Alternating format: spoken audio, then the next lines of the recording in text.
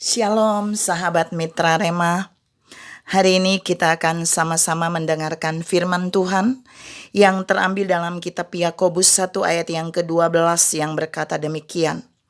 Berbahagialah orang yang bertahan dalam pencobaan, sebab apabila ia sudah tahan uji, ia akan menerima mahkota kehidupan yang dijanjikan Allah kepada barang siapa yang mengasihi Dia. Demikianlah firman Tuhan, dan firman ini akan sama-sama saudara dan saya renungkan di hari ini yang saya beri judul bertahan.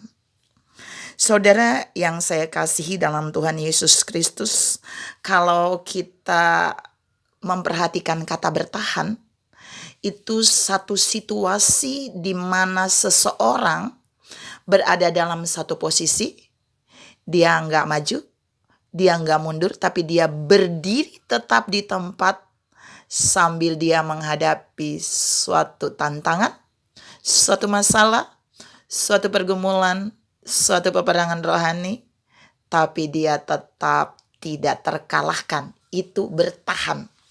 Dan kita mau lihat, saya punya beberapa poin yang mau saya share hari ini, supaya saudara dan saya bisa menjadi orang-orang yang tetap bertahan di dalam segala situasi. Kita mau lihat yang pertama, yaitu dalam Yakobus 1 ayat yang ke-12 tadi.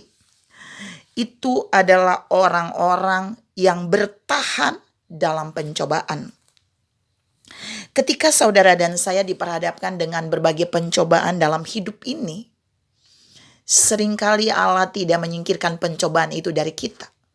Tapi Allah mau saudara dan saya tetap berdiri dan bertahan sampai Allah membuat pencobaan itu berlalu daripada kita. Saya tidak tahu pencobaan apa yang sedang datang kepada saudara dan saya hari ini, bahkan saudara. Tapi Tuhan punya jaminan hari ini bahwa jika saudara dan saya mau bertahan dalam setiap pencobaan yang datang sampai Allah menyingkirkan pencobaan itu berlalu daripada kita, maka Allah punya jaminan di dalam Yakobus 1 ayat 12 tadi bahwa kita akan menerima mahkota. Saudara yang saya kasih dalam Tuhan Yesus Kristus, hanya yang bertahan yang akan menerima mahkota kehidupan. Bertahan dalam pencobaan, itu yang pertama. Yang kedua kita mau lihat di dalam Matius 24 ayat yang ke-12 sampai ayat yang ke-13. Matius 24 ayat yang ke-12 sampai ayat yang ke-13. Kalau saudara baca di sana, zaman akan makin menunjukkan bahwa ada banyak orang yang durhaka. Mereka mengalami krisis kasih. Mereka mengalami krisis hidup di dalam kasih Kristus. Tetapi firman Allah berkata di sana, berbahagialah orang-orang yang bertahan sampai pada kesudahan. Bertahan apanya? Bertahan hidup di dalam kasih Kristus. Bertahan tetap hidup di dalam Kristus dan tidak menjadi orang yang durhaka. Maka mereka akan selamat. Matius 24 ayat 12 sampai 13. Yang kedua, bertahan hidup di dalam kasih dan bertahan hidup di dalam Kristus. Ini bicara tentang keintiman. Orang-orang yang tetap hidup dalam keintiman dengan Tuhan waktu masa sukar datang. Waktu dia mengalami hal-hal terburuk dalam hidupnya, dia tidak akan mengalami krisis kasih karena dia intim dengan sang kasih itu, yaitu Allah sendiri, yaitu Yesus sendiri.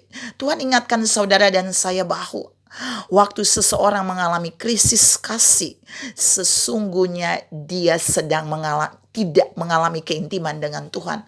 Karena selama saudara dan saya punya hubungan yang intim dengan Tuhan, berarti kita memiliki hubungan yang intim dengan sang sumber kasih itu. Dan itu berarti kita tidak akan pernah mengalami krisis kasih sekalipun situasi di luar krisis. Tuhan mau bilang di poin yang kedua bahwa mari kita bertahan dalam hal-hal yang sukar. Mari kita bertahan walau situasi banyak orang bisa meninggalkan kasih, mula-mula meninggalkan Yesus karena A, B, C, dan D. Tapi saudara dan saya akan bertahan sampai kesudahan. Supaya apa? Supaya kita akan selamat. Ini yang kedua, bertahan dalam kasih, dalam hubungan dengan Kristus, maka kita akan selamat. Yang ketiga kita bisa lihat dalam Roma 4 ayat 18 sampai 12, cukup panjang. Di sana menunjukkan bahwa Abraham dia bertahan sampai Allah menggenapi janjinya. Berapa lama? Bertahun-tahun, puluhan tahun. Tuhan mau bilang buat saudara dan saya, ada berapa banyak saudara dan saya bertahan hanya 1 tahun, 2 tahun lalu kita berhenti berharap kepada janji Tuhan. Tapi hari ini Tuhan mau bilang buat saudara dan saya, Abraham menanti penggenapan janji Allah itu dia bertahan bertahun-tahun sampai Allah menggenapinya. Walaupun Alkitab berkata tidak ada dasar untuk Abraham percaya dan bertahan untuk berpikir bahwa Allah akan menggenapi janjinya. Tapi Abraham bertahan dan Allah menggenapi janjinya. Dia mendapatkan keturunan di masa tuanya. Yang keempat, bertahan dalam iman untuk tetap menyembah Allah yang hidup. Menyembah Allah yang menciptakan langit dan bumi. Daniel 3 ayat 17 sampai ayat yang ke-18. Di sana Alkitab menunjukkan secara inti buat saudara dan saya bahwa Sadrak, Mesak dan Abednego memilih untuk tidak menyembah patung yang dibuat oleh Raja Nebukadnezar. Bahkan pernyataan mereka percaya Allah akan menolong mereka. Tapi mereka juga berkata kepada raja, seandainya Allah kami tidak akan menolong, kami tidak akan menyembah Allah yang kami tidak akan menyembah patung yang dibuat oleh tuanku raja. Tuhan mau bilang di bagian ini, Sadrak, Mesak dan Abednego bertahan mempertaruhkan imannya sekalipun mereka harus mati. Sekalipun mereka dibuang di dalam perapian yang menyala-nyala. Iman yang bertahan kepada Allah untuk hanya menyembah Allah. Dan dampaknya apa? Mereka mengalami kemenangan. Allah menyelamatkan mereka dari perapian yang menyala-nyala. Tapi orang-orang yang melemparkan mereka dalam perapian itu dibakar habis oleh api itu sendiri. Tuhan mau bilang buat saudara dan saya di poin yang keempat, mari tetap bertahan dalam iman untuk hanya menyembah Allah pencipta langit dan bumi di dalam Yesus Kristus. Maka kita akan diluputkan dari segala rencana jahat manusia. Yang terakhir, yang kelima, Efesus 6 ayat yang ke-10 sampai 11. Bertahan melawan tipu daya iblis. Ini seringkali saudara dan saya gagal. Tapi Tuhan mau bilang di poin yang kelima ini, firman bilang mari kita kuat di dalam Tuhan. Di situ ditulis, hendaklah engkau kuat di dalam Tuhan, di dalam kekuatan kuasanya, supaya engkau dapat bertahan melawan tipu daya iblis. Dan kenakanlah seluruh perlengkapan senjata Allah. Jadi di bagian yang kelima, kalau saudara dan saya mau bertahan melawan tipu daya iblis, ingat, kita harus kuat di dalam Tuhan.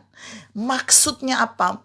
Terus membangun keintiman dengan Tuhan, membangun keintiman dengan Roh Kudus, membangun keintiman dengan firman-Nya. Orang yang intim dengan firman-Nya, orang yang intim dengan Roh Kudus, dia akan kuat untuk menghadapi tipuan-tipuan iblis. Dan dia tidak akan terkalahkan. Tuhan mau bilang di bagian yang terakhir ini, iblis juga sedang banyak melancarkan banyak tipuan kepada anak-anak Tuhan, kepada orang-orang pilihannya, kepada gereja Tuhan, kepada siapa saja yang ada di dalam rencana Tuhan. Tapi Tuhan ingatkan di poin yang kelima, mari kita kuat di dalam Tuhan. Kita kuat di dalam membangun keintiman dengan Tuhan, di dalam kekuatan kuasa-Nya. Dan kenakan seluruh perlengkapan senjata Allah, supaya kita dapat bertahan melawan tipu daya iblis. Tuhan memberkati saudara berlimpah. Salam dapat bertahan dalam semua yang Tuhan inginkan, supaya kita menerima yang terbaik dari Tuhan. Amin.